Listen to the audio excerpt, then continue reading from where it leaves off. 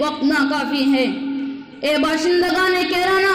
آؤ میں آپ کو ایک ایسے مجاہد اعظم کے تذکرے سے باخبر کراؤں جو اپنے زمانے کا سب سے بڑا عالم، سب سے بڑا مجدد، سب سے بڑا محقق، سب سے بڑا مناظر اور سب سے بڑا امت کا غمخوار تھا، جس کے خون کے قطرے قطرے میں سکتی ہوئی انسانیت کا درد موجود تھا۔ حضرات جانتے بھی ہو کہ وہ مرد قلندر کون تھا، تو سنیے، یہ مرد قلندر علم و عمل کا پیکر، مجاہد اعظم، امیر المجاہدین، امام المناظرین مولانا رحمت اللہ کیرانوی تھا۔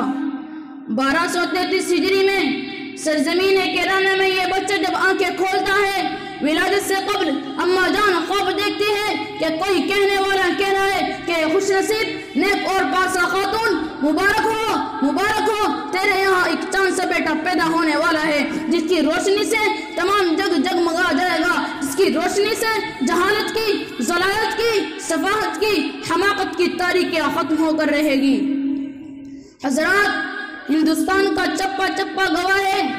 کہ دنیا عیسائیت چیخ چیخ کر پکار رہی تھی کہ ہندوستان میں حکومت ہماری ہے، اب ہم ہندوستان کے بچے بچے کو عیسائیت کے رنگ میں رنگ دیں گے، کیونکہ ہمارا دین حق ہے، ہمارا دین سچ ہے۔ اگر کسی مرد کے اندر طاقت ہے تو میدان مناظرے میں آ کر علمی دلیلوں سے ہمارے مذہب کو بدلا ہوا ثابت کر کے دکھائے۔ دوستو، دنیا جانتی ہے اس وقت کے بڑے بڑے علماء کرام کا جم غفیر موجود تھا، اہل دل تڑپ تڑپ کر آنسو بہا رہے تھے، چاروں طرف کے علماء دین حیران اور پریشان تھے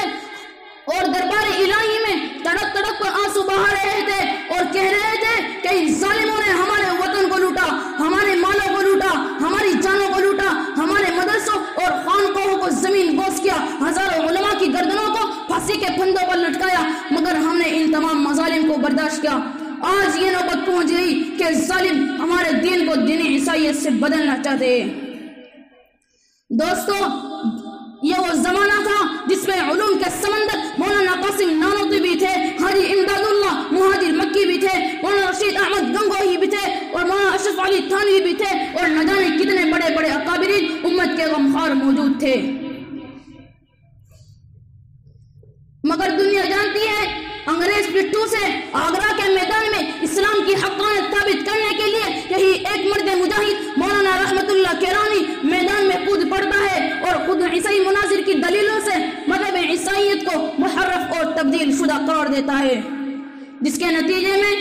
ساری دنیا میں اسلام کی حقانیت کا پرچم لہرا دیا جاتا ہے۔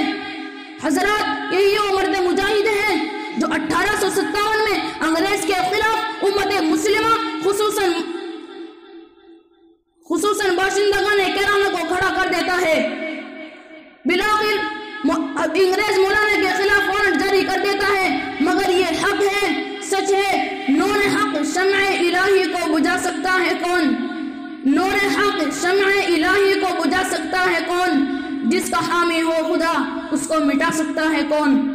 چنانچہ یہ مرد مجاہد انگریز کی فوج سے روپوش ہو کر مکی کی طرف ہجرت فرما لیتا ہے، وہاں پہنچ کر ایک مدرسہ قائم کرواتا ہے جو آج بھی مکے کی سرزمین پر مدرسہ